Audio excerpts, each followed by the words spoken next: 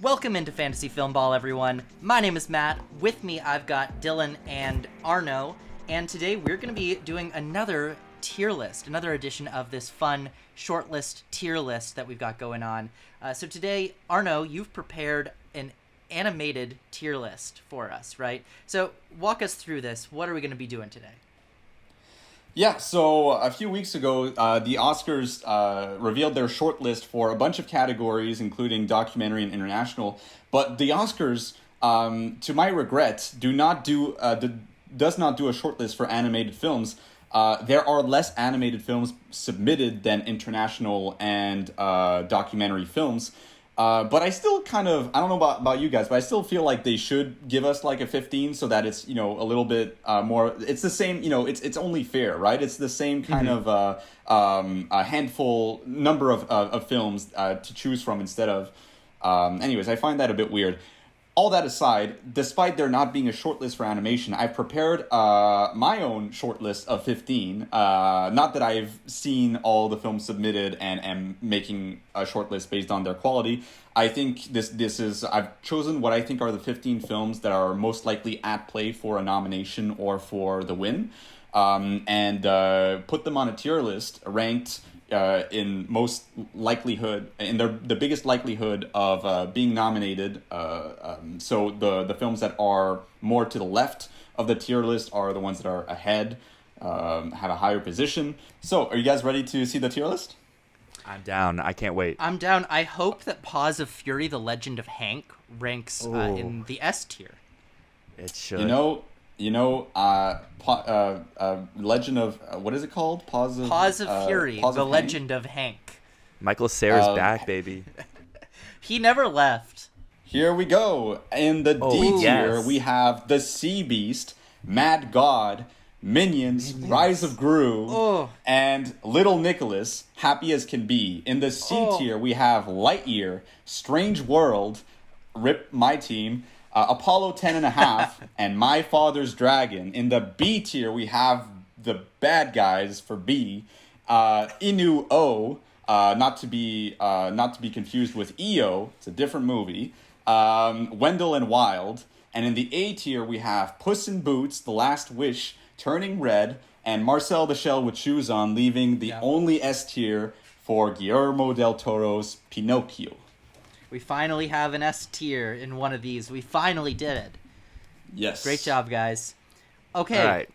First thought, Little Nicholas being in D tier hurts my soul. I know it probably hurts your soul too, Arno. It hurts me too, man. Because I loved that film. It's one that I still have it at my number 5 because I'm a lunatic. You know what? Me too. It's a Hope Diction. We've seen surprise nominations in this category in the past. Stuff like Ernest and Celestine, A Cat in Paris. There is precedent for a random French movie getting nominated in here.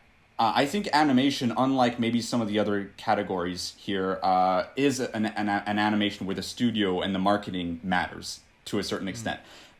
Because we have heard nothing about this film. There are no screeners being sent out. Like, I don't know, like, this film is not being talked about on the award circuit.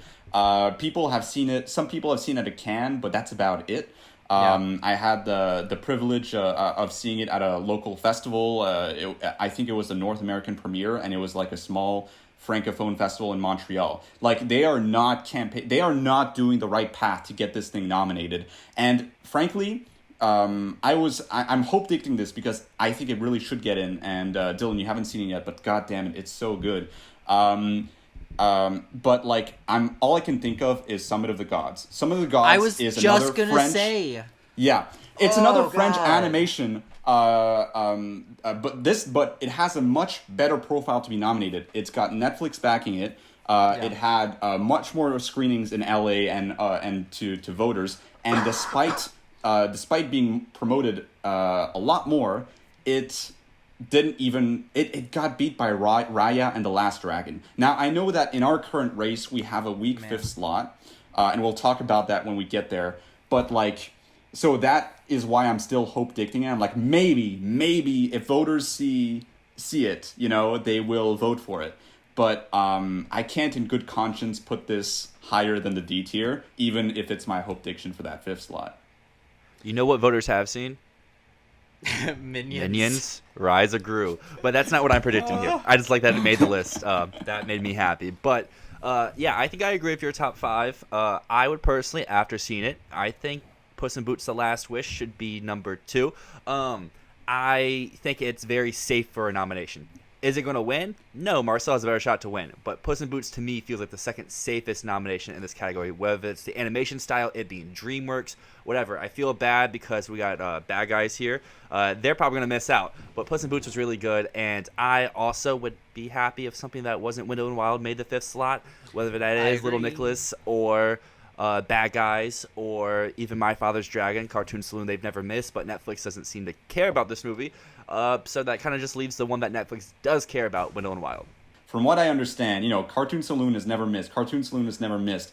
It's a big, important argument. The thing is that we're forgetting that Cartoon Saloon has not until now made a movie that people think is mid. That's the truth. Yeah. And if the reason why they won't be nominated this year is that My Father's Dragon is mid. Fair. So that is my eloquent You're way going to disagree of with saying me on it. this, Arno, but My Father's Dragon is better than The Breadwinner, and deserves the nomination more than The No, Breadwinner. it is not. That is not going to be true. I haven't seen My Father's Dragon. You cannot. I will not accept Breadwinner slander. It is better than The Breadwinner. It is better than... Okay, something I'm noticing right now, I've seen all of these films except for Minions: Rise of Gru. What are you doing? That's the most entertaining movie here with the But huge I sarcasm have- squiggle at the end. I have listened to Rich Minion by Yeet, so I think that counts.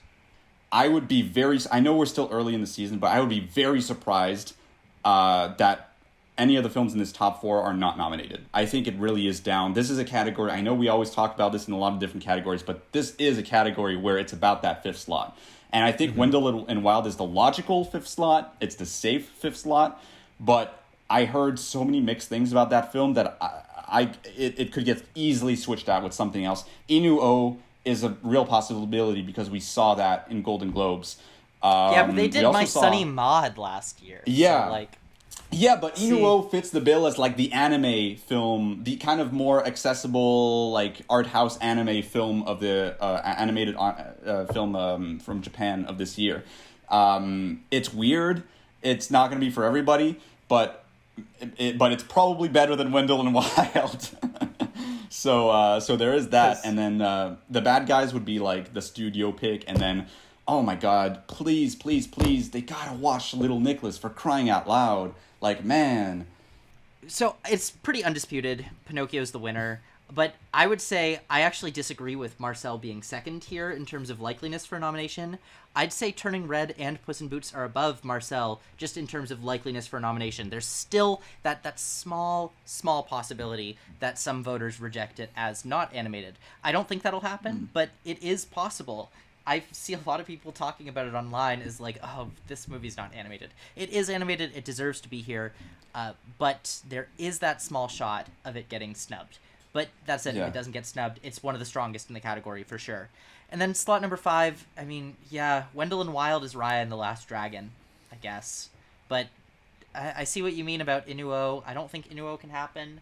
I could see a resurgence for Lightyear or Strange World there, maybe as another disappointment Raya type thing.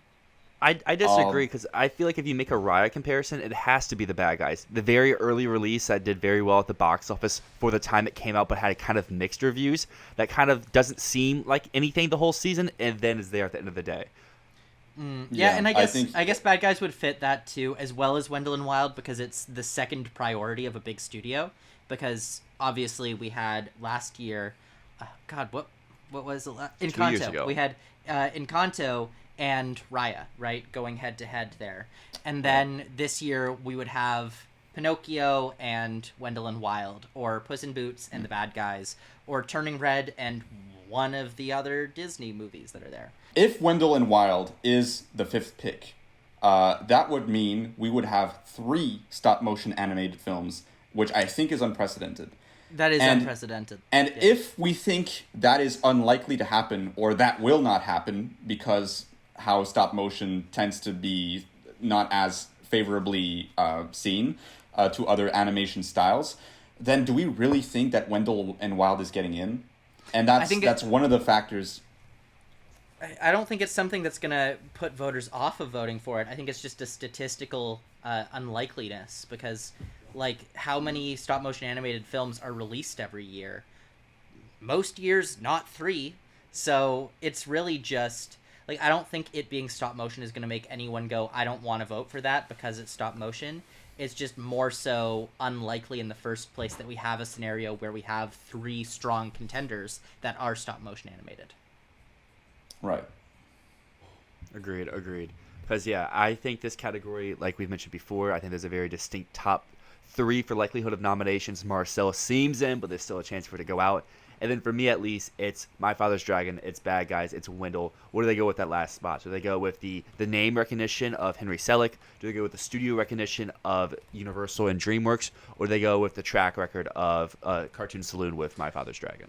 Or they could go absolute fucko mode and choose something completely different. Minions. Yeah, I mean, I would love to see Apollo 10.5 make it in, but it's not going to happen because no one cares about that movie. And it's an early year Netflix dumped film, you know, like, even if it deserves much more than that, but... God, Netflix it is what it are is. the kings of getting really great films and then making sure that no one ever sees them.